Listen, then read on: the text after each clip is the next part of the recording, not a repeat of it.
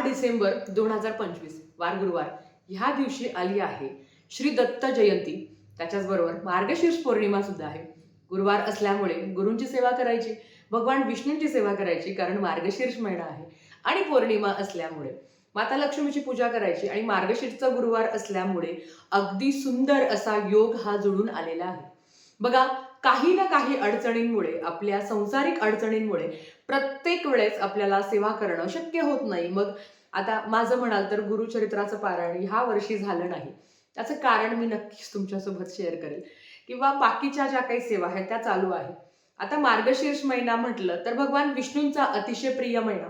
बऱ्याच घरात मांसाहार केला जातो, पण मार्गशीर्ष महिना म्हटलं तर एकदम कट टू कट पाळतात.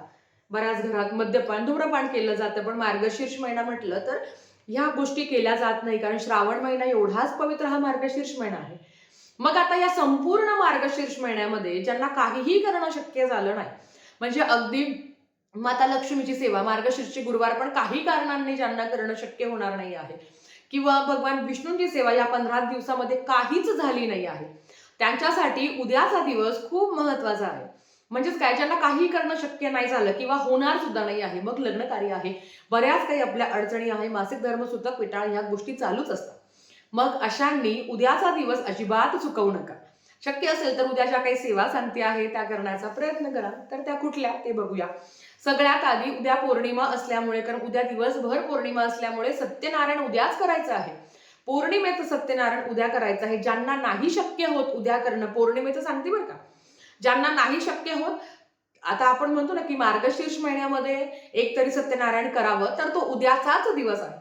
उद्या पौर्णिमा असल्यामुळे उद्या सत्यनारायण चुकवू नका. पण अगेन काही अडचणी असेल, ज्यांना सत्यनारायण करणं शक्य होत नाही, त्यांनी तिसऱ्या गुरुवारी करावं, कारण उद्या दुसरा गुरुवार आहे. त्यांनी तिसऱ्या गुरुवारी करावं किंवा चौथ्या गुरुवारी करावं, जसं तुम्हाला शक्य होईल, पण एकदा तरी करा. आणि अगेन उद्या केला तर सोन्याहून पिवळं. बऱ्याच कमेंट्स अशा आल्या की ताई आम्ही शुक्रवारी सत्यनारायण करू शकतो का? बघा, जे पौर्णिमेचं सत्यनारायण आहे हे पौर्णिमेच्या कालावधीतच करायचं असतं. शुक्रवारी पहाटे 4:44 पौर्णिमा संपणार आहे. म्हणजेच काय, सूर्योदयाच्या आधी ती संपणार आहे. मग सूर्य बघणार नाही, मग ती पौर्णिमा धरलीच जात नाही. म्हणजे काय की पौर्णिमा ही फक्त गुरुवारचीच असणार आहे. म्हणून सत्यनारायण हे आपल्याला गुरुवारीच करायचं आहे. किती तो सुंदर क्षण असेल की जिथे माता लक्ष्मीची मांडणी असणार आहे, शेजारीच भगवान विष्णूंची मांडणी असणार आहे. उद्या सत्यनारायण करायला विसरू नका. अगदी तुम्ही संध्याकाळी करू शकता, किंवा ज्यांना खूपच घाई आहे त्यांनी दुपारी मांडणी करू शकता, नंतर तुम्ही सत्यनारायण करू शकता. अगेन ज्यांना नाही शक्य झालं त्यांनी शुक्रवारी पण करू शकता, पण पौर्णिमेचं सत्यनारायण आहे की शुक्रवारी करण्यापेक्षा मग येणारा तिसरा गुरुवार आहे आणि चौथा गुरुवार आहे, तेव्हा तुम्ही करू शकता. त्याच्याच बरोबर पौर्णिमेच्या दिवशी भगवान विष्णू आणि माता लक्ष्मीची एकत्रित सेवा केली जाते. आणि बऱ्याच महिला दररोज ही सेवा करत असतात. त्यांना खूप चांगला अनुभव आलेला आहे. आता अनुभव येणं म्हणजे त्यांना खूप असं घबाड मिळालं, ते खूप श्रीमंत झाले, असं अजिबात नाही आहे. माता लक्ष्मीची साथ त्यांच्या सोबत आहे, त्यांची अडलेली कामं मार्गी लागत आहे आणि ते सुखात आहे. आणि आजकालच्या जगात हेच महत्वाचं आहे. आता काय सेवा करायची, तर आधी आपण भगवान विष्णूंची सेवा बघूया. आधी काय करायचं आहे, तर आपल्याला सत्यनारायण करायचं आहे. त्याच्याबरोबर व्यंकटेश स्तोत्रम, तुम्हाला किती पण वेळा तुम्ही व्यंकटेश स्तोत्रमचं पठण करू शकता. 3 वेळा म्हणा, 5 वेळा म्हणा, 1 वेळा म्हणा, जसं तुम्हाला शक्य होईल तसं तुम्ही व्यंकटेश स्तोत्रमचं पठण करू शकता. त्याच्याबरोबर दुसरं जे येतं ते म्हणजे की विष्णू सहस्त्रनामावली, ज्यांना जे पठण करणं शक्य होतं त्यांनी ते पठण करावं, किंवा बाकीचं तुम्ही श्रवण करू शकता. श्रवण करणं म्हणजे काय, तर ऐकणं. बाकीच्या गोष्टी तुम्ही श्रवण करू शकता, तुम्ही ऐकू शकता. त्याच्याबरोबर भगवान विष्णूंची सेवा झाली. भगवान विष्णू श्रीयंत्र प्रत्येकाकडे असेल तर, इच्छा असेल तर तुम्ही नवीन घेऊ शकता, किंवा घरात असेल तर ते समोर ठेवावं. त्याच्यावर कमळगट्ट्याच्या मणीची माळ आहे ती अशी गुंडाळून ठेवायची. आपण बसावं. सगळ्यात आधी व्यंकटेश स्तोत्रमचं पठण करावं. 3 वेळा म्हणा, 11 वेळा म्हणा, 16 वेळा म्हणा. सोन्याहून पिवळं नाही शक्य होत तर कमीत कमी 3 वेळा तरी म्हणा. हे झाल्यावर आपल्याला श्रीसुक्त म्हणायचं असतं. श्रीसुक्तम 16 वेळा म्हणा, खूप सुंदर. नाही शक्य होत तर 1 वेळा म्हणा. माझं काय म्हणणं आहे की आपल्या अडचणी आपल्याला माहिती आहे, आपल्याला किती त्रास आहे, मग त्यानुसार सेवा वाढवावी. अगेन एवढा त्रास असेल तर एवढी सेवा नाही होत, जेवढा त्रास आहे त्याच्या 10 पट सेवा करावी लागते. मग तुम्ही 16 वेळा श्रीसुक्त म्हणा. आणि खरं तर या महिन्याभरात नाही सेवा जमली तरी चालेल, पण त्या दिवशी तरी 16 वेळा श्रीसुक्तमचं पठण करा. 16 वेळा व्यंकटेश स्तोत्रांचं पठण करा. पण थोडंफार इकडे तिकडे झालं तरी चालेल, कारण शेवटी आपल्याला कामं आहे, आपल्या जबाबदाऱ्या पण आहे आणि ते पण पार पाडणं तेवढंच महत्वाचं आहे. मग ह्या गोष्टी झाल्यावर 16 वेळा विष्णू गायत्री मंत्र, 16 वेळा लक्ष्मी गायत्री मंत्र, 16 वेळा कुबेर मंत्र, 16 वेळा नवार्णव मंत्र आणि 1 माळ श्री स्वामी समर्थ मंत्राशी तुम्हाला म्हणायची आहे. या आता बापरे किती सेवा, अजिबात नाही, खूप थोडा सेवा आहे. अर्थात जर तुम्ही 16 वेळा म्हटलं तर थोडासा तुम्हाला जास्त वेळ लागेल, पण ही सेवा करा. उद्याच्या आता बघा, एका बैठकीतच केलं पाहिजे का?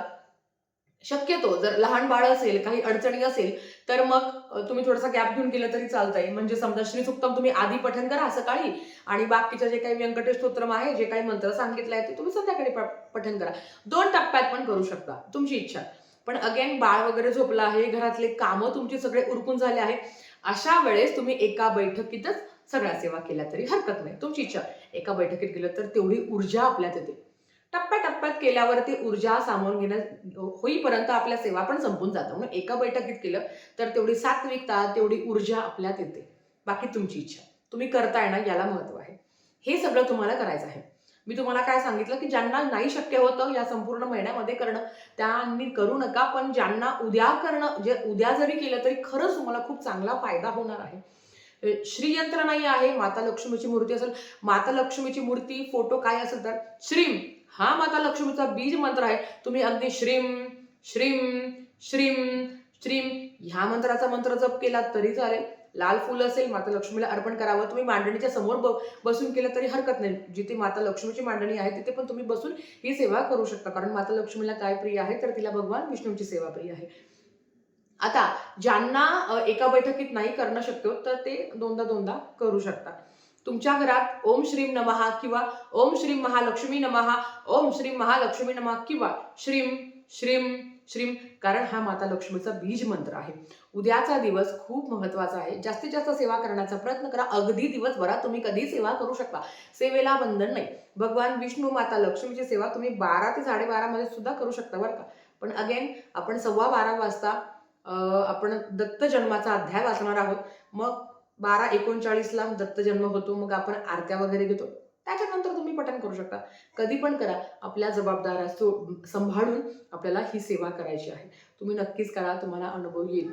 भगवान विष्णू आणि माता लक्ष्मीची कृपा तुमच्या माझ्यावर राहू दे, हीच मी माता लक्ष्मी चरणी प्रार्थना करते आणि आजचा व्हिडिओ इथेच थांबवते. आवडला असेल तर लाईक शेअर सबस्क्राईब करा. भेटूया परत अशाच एका नवीन व्हिडिओसोबत. तोपर्यंत श्री स्वामी समर्थ.